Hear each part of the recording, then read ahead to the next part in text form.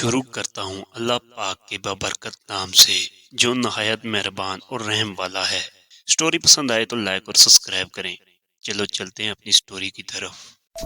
رات کافی زیادہ ہو چکی تھی اور سفر تھا کہ ختم ہونے کا نام نہیں لے رہا تھا۔ عمر اور عائشہ جنہوں نے اپنے ہنی مون پر جانے کے لیے پاکستان کے شمالی علاقوں کا رخ کیا تھا اور کشمیر جاتے ہوئے ایک جگہ لینڈ سلائیڈنگ کی وجہ سے روڈ بلاک ہونے کے باعث ایک ایسا موڑ لیا تھا جو ان کا سفر جاری رکھنے کے لیے قدرے موزوں لیکن دشوار گزار پہاڑی سنسان راستہ تھا۔ عمر کو اپنی گاڑی بہت احتیاط سے چلانی پڑ رہی تھی کیونکہ ایک تو سڑک کی چوڑائی کافی کم تھی اور دوسرا سڑک کے ایک جانب بلند و بالا پہاڑ اپنے اوپر گھنے جنگلات لیے موجود تھے تو دوسری جانب اتنی گہری کھائی تھی کہ اگر غلطی سے بھی کوئی اس کھائی میں گر جاتا تو اس کا ملنا ناممکن سی بات لگتی تھی۔ اس وقت عصر کا وقت تھا جب ان لوگوں نے اپنی گاڑی اس سڑک پر موڑی تھی۔ آسمان پر بادل اور بادلوں کی اور سے جھانکتا ہوا سورج ماحول کو کافی حسین اور دلکش بنا رہا تھا۔ عمر ایک فوجی افسر تھا۔ عائشہ سے اس کی شادی پسند کی لیکن والدین کی مرضی سے ہوئی تھی۔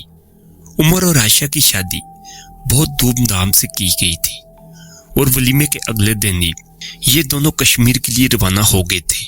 سفر نہایت آرام سے گزر رہا تھا اور یہ دونوں کافی انجوائے بھی کر رہے تھے۔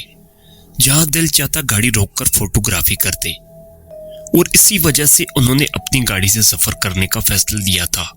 ان کی منزل کشمیر میں ایک فوجی میس تھی جہاں ان کا کمرہ تیار تھا۔ بل کھاتی سڑک پر ان کا سفر اپنی منزل کی جانب رواں ہوا تھا لیکن اب مغرب ہونے والی تھی اور اب بھی یہ لوگ مین سڑک سے کافی دور تھے اور پھر مغرب بھی ہو گئی۔ پہاڑی علاقوں میں اندھیرا تھوڑا جلدی چھا جاتا ہے اور جو راستہ دن کے اوقات میں دلکش اور حسین نظر آ رہا تھا، اندھیرا چھاتی کافی خوفناک منظر پیش کر رہا تھا۔ ہر طرف اندھیرا تھا اور صرف گاڑی کی ہیڈ لائٹس کی روشنی تھی جس میں راستہ نظر آ رہا تھا۔ عائشہ قدرے خوفزدہ تھی لیکن عمر بالکل بھی خوفزدہ نہیں تھا۔ یہ شاید اس وجہ سے بھی تھا کیونکہ فوج کی ٹریننگ انسان کو کافی دشوار گزار حالات میں بھی اپنے خواص پر قابو پانا سکھا دیتی ہے اور یہ تو صرف ایک اندھیرا سنسان راستہ تھا۔ عمر کے مطابق یہ سنسان راستہ ختم ہونے میں صرف آدھا گھنٹے ہی باقی تھا لیکن قدرت کو کچھ اور ہی منظور تھا کیونکہ اچانک پہاڑی سے ان کی گاڑی سے کچھ میٹر کی دوری پر کافی سارے پتھر آ گرے۔ عمر نے بر وقت بریک لگائی مگر پھر بھی ایک پتھر سے ٹکرانے کی وجہ سے گاڑی شدید جھٹکا کھا کر کھائی میں گرتے گرتے بچی۔ اس اچانک حادثے سے کچھ دیر کے لیے دونوں سکتے میں آ گئے لیکن عمر نے فوراً اپنے خواص پر قابو پاتے ہوئے عائشہ کو خواص میں لانے کی کوشش کی اور جلدی سے خود اور عائشہ کو گاڑی سے نکال کر حادثے کی جگہ تھوڑے دور فاصلے پر لے گیا کیونکہ اس کو اس بات کا خدشہ تھا کہ کئی مزید پتھر نہ گر پڑیں۔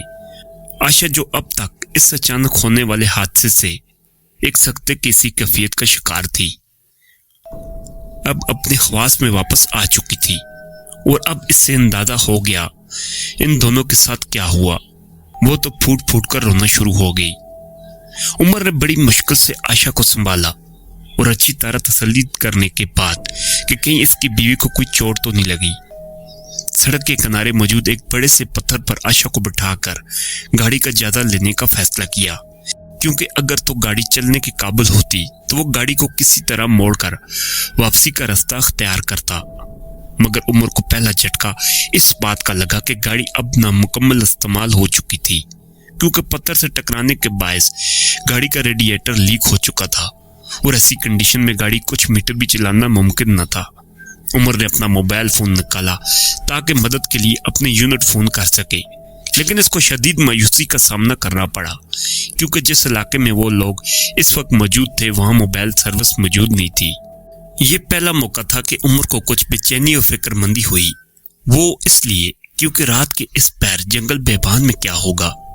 اگر وہ اکیلا ہوتا تو کوئی فرق نہیں پڑتا تھا کیونکہ وہ ایک فوجی افسر تھا، مگر اس کی پریشانی یہ تھی کہ وہ اکیلا نہیں بلکہ اس کے ساتھ اس کی پیاری بیوی بھی تھی جو پہلے ہی گھبراہٹ کا شکار تھی اور ایسے میں اگر اس جگہ کوئی جانور آ جاتا یا کوئی انہونی ہو جاتی تو اس کو اپنے علاوہ عائشہ کا بھی دفاع کرنا تھا۔ عمر نے گاڑی میں ضرورت کا سامان جس میں ٹارچ، ریوالور، خنجر اور پانی کی بوتل شامل تھی نکالا اور عائشہ کے پاس آ گیا۔ عمر کے پاس اب دو راستے تھے، پہلا کہ ساری رات اس ویران علاقے میں گزار دے اور کسی کا مدد کا انتظار کرے، لیکن ایسا کرنا بے سود تھا کیونکہ اس ویرانے میں اتنی رات کو کون ان کی مدد کو آتا۔ اور دوسرا راستہ یہ تھا کہ پہاڑی علاقہ اور جنگل کا راستہ اختیار کرتے ہوئے یہ لوگ کسی طرح مین سڑک تک پہنچ جاتے، کیونکہ سڑک پر ضرور کوئی نہ کوئی مدد ان کو مل جاتی۔ فیصلہ کرنا مشکل تھا کیونکہ دونوں جانب خطرات تھے، لیکن اس نے یہ فیصلہ کیا وہ دونوں پہاڑی علاقے کے راستے مین سڑک تک جائیں گے، کیونکہ رات گاڑی میں گزارنا بھی ناممکن اس لیے نہیں تھا۔ اگر مزید پہاڑی سے پتھر گرتے تو یہ لوگ کھائی میں گر جاتے گاڑی سمیت، اور باہر رات گزارنا اس لیے مشکل تھا کیونکہ جیسے جیسے رات گہری اور تاریک ہوتی جا رہی تھی، درجہ حرارت بھی کم سے کم ہوتا جا رہا تھا اور رات باہر نہیں کاٹی جا سکتی تھی۔ چنانچہ سب ضروری سامان لے کر عائشہ کو لے کر عمر نے پہاڑی پر چڑھنا شروع کر دیا۔ آسمان بادلوں سے گھر چکا تھا اور جس کی وجہ سے مزید اندھیرا بڑھ چکا تھا۔ یہ دونوں ٹارچ کی روشنی کے ذریعے راستہ دیکھتے ہوئے آگے کی جانب پیش قدمی کر رہے تھے۔ تھوڑی دیر میں یہ لوگ گھنے جنگل میں داخل ہو چکے تھے۔ عمر تو اس قسم کے پہاڑی اور جنگلات میں سے گزرنے کا عادی تھا، لیکن عائشہ کے لیے یہ سب کافی دشوار اور خوفناک تھا، مگر عمر کی ہمت کے سہارے عائشہ بھی ہمت باندھے ساتھ ساتھ چل رہی تھی۔ ابھی ان کو چڑھتے ہوئے زیادہ دیر نہیں ہوئی تھی کہ ان کو اپنے بھائی جانب سے کچھ سراہٹ کی آواز آئی۔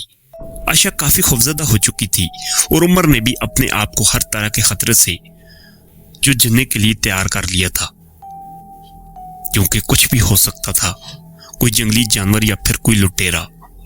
عمر نے عائشہ کو اشارے سے خاموش رہنے کو کہا اور اس کو وہاں ہی رکنے کا کہہ کر ریوالور لے کر نہایت احتیاط کے ساتھ اس کی طرف بڑھنے لگا جس طرف سراہٹ کی آواز سنائی دی تھی۔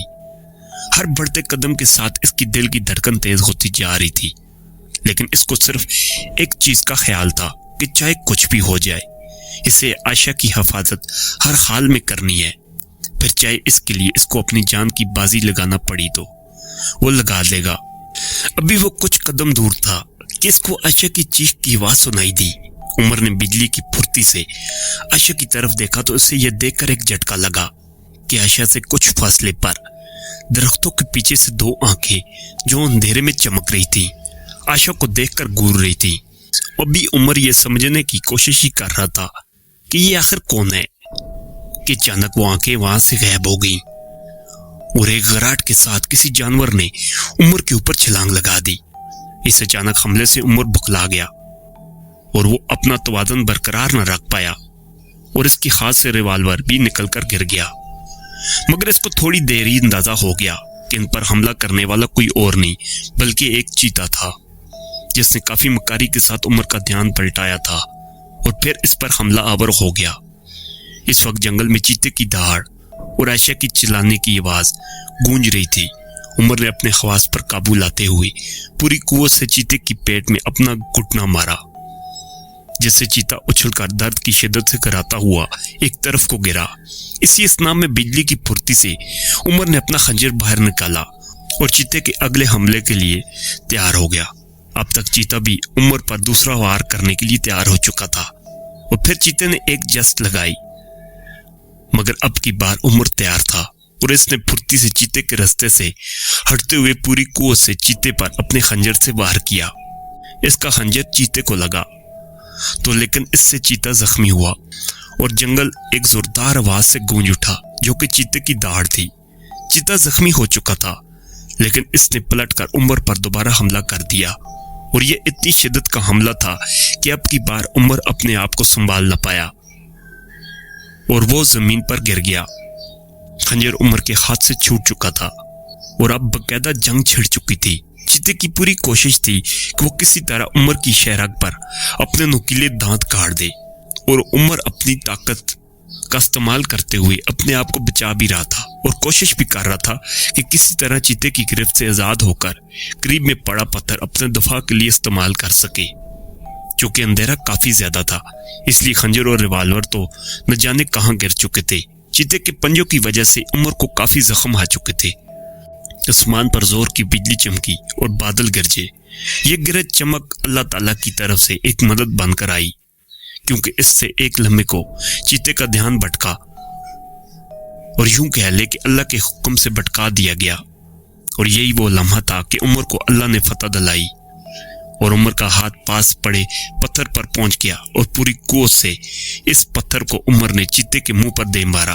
چیتا اچانک اس حملے سے بکھلا کر پیچھے کی جانب گرا، اور عمر نے بر وقت رفتاری سے اس پتھر کے ذریعے اس کے سر پر یک کے بعد دیگرے کئی بار حملہ کرنا شروع کر دیا۔ چیتا کافی زیادہ زخمی ہو چکا تھا، اور اس میں مزید مقابلے کی ہمت نہیں تھی۔ وہ بمشکل اپنی جان بچا کر وہاں سے بھاگ نکلا۔ عمر کافی زیادہ تھک چکا تھا اور زخم بھی آئے تھے، لیکن اس کی نگاہوں نے عائشہ کی تلاش کی، جو کہ پاس ہی موجود درخت کے پاس شاید مارے خوف کے بے ہوش پڑی تھی۔ عمر عائشہ کو ایسی حالت میں دیکھ کر اپنی تکلیف بھول گیا اور عائشہ کے پاس پہنچا، اور بیگ جو کہ عائشہ کے پاس ہی زمین پر پڑا تھا، اس میں پانی کی بوتل نکال کر عائشہ پر پانی کی چھینٹیں ماری تاکہ وہ ہوش میں آ سکے۔ عائشہ ہوش میں جیسے ہی آئی، عمر کو دیکھ کر اس سے لپٹ کر رونے لگی۔ اسے سمجھ نہیں آ رہی تھی کہ اسے زندہ رہنے کی خوشی منائے یا اسے زخموں کو دیکھ کر غمزدہ ہو۔ بہرحال عمر نے عائشہ کو سنبھالا اور اسے سمجھایا کہ تم ایک فوجی کی بیوی ہو، اور ایک فوجی کی بیوی ہونے کے ناطے تمہیں مضبوط اصحاب کی مالک بننا ہوگا، کیونکہ یہ تو کچھ بھی نہیں۔ پاک فوج تو بڑے بڑے دشمنوں سے اللہ کا نام لے کر ٹکرا جاتی ہے۔ عمر نے اپنی بیوی کو حوصلہ دیا اور کہا، دیکھو عائشہ، جینا ہے تو حضرت علی علیہ السلام کی طرح، اگر مرنا ہے تو حضرت امام حسین علیہ السلام کی طرح۔ یاد رکھنا ڈرنا نہیں ہے۔ خیر بارش کبھی بھی شروع ہو سکتی تھی، اس لیے عمر نے اپنے زخموں کی پرواہ کیے بغیر آگے کا سفر جاری رکھنے کا فیصلہ کیا، کیونکہ ایک تو جنگل خطرناک تھا، اور ایسے میں بارش ان کے لیے مزید مشکلات بنا سکتی تھی، کیونکہ ایک تو سردی میں مزید اضافہ ہو رہا تھا، اور دوسرا راستہ پھسلن والا تھا۔ اللہ تعالیٰ کے کرم سے باقی کے راستے میں کوئی انہونی نہیں ہوئی، اور یہ دونوں پہاڑی کے ذریعے مین سڑک تک پہنچ گئے۔ سڑک پر سے اللہ کا کرنا کچھ ایسا ہوا کہ ایک پولیس موبائل جو معمول کے گشت پر تھی، اس کا گزر اس طرف سے ہوا جہاں عمر اور عائشہ پہنچے تھے۔ عمر کو زخمی حالت میں دیکھ کر، وہ بھی اتنی رات میں، پولیس نے گاڑی روکی، اور پوچھ گچھ کرنے پر جب ان کو حالات کا اندازہ ہوا تو ان لوگوں نے فوری طبی امداد کے لیے ایمبولینس کو بھی بلا لیا، اور عمر کی یونٹ میں کال کر کے ان کو اطلاع بھی دے دی۔ طبی امداد کے بعد وہاں عمر کی یونٹ سے بھی گاڑیاں مدد کے لیے پہنچ گئی۔ اب فجر کا وقت ہو چکا تھا، وہ ایک خوفناک رات کا اختتام ہو چکا تھا۔ فوج اور پولیس کی مشترکہ ٹیمیں گاڑی ریسکیو کرنے کے لیے روانہ ہو چکی تھی، اور محکمہ وائلڈ لائف کی ٹیم جنگل کی گشت بھی کرنے پہنچ چکی تھی تاکہ اس چیتے کو ڈھونڈ کر اپنے قبضے میں لیا جا سکے، تاکہ وہ مزید کسی کو نقصان نہ پہنچا سکے۔ عمر اور عائشہ پاک فوج کی گاڑی میں بے حفاظت کشمیر پہنچا دیے گئے، جہاں کچھ دن کے بعد عمر بالکل ٹھیک ٹھاک ہو گیا، اور ان دونوں نے اپنا ہنی مون بھی کشمیر کے حسین وادیوں میں گھوم کر منایا۔ ان لوگوں کی گاڑی بھی ٹھیک ہو چکی تھی۔ اس چیتے کو بھی پکڑ لیا گیا تھا، اور اس کا علاج کر کے اسے محکمہ وائلڈ لائف بنے نیشنل پارک میں چھوڑ دیا تھا۔ مگر ایک بات جو اس رات کے بعد تبدیل ہوئی تھی، وہ یہ کہ عائشہ اور عمر کا ایمان اور بھی مزید پختہ ہو چکا تھا، اور ان لوگوں کو یہ یقین ہو چکا تھا جسے اللہ رکھے اس سے کون چکے۔ وہ ایک موڑ نے ان دونوں کی زندگیوں میں پروردگار کی طاقت و رحیمی و کریمی کا اور بھی یقین مضبوط کر دیا تھا۔ آپ بھی یاد رکھیں، جب بھی کبھی زندگی میں مصائب کا سامنا ہو تو آپ نے گھبرانے کا شکار نہیں ہونا، بلکہ اللہ کا نام لے کر اپنی مشکلات سے لڑنا ہے۔ بے شک جیت آپ کی ہوگی۔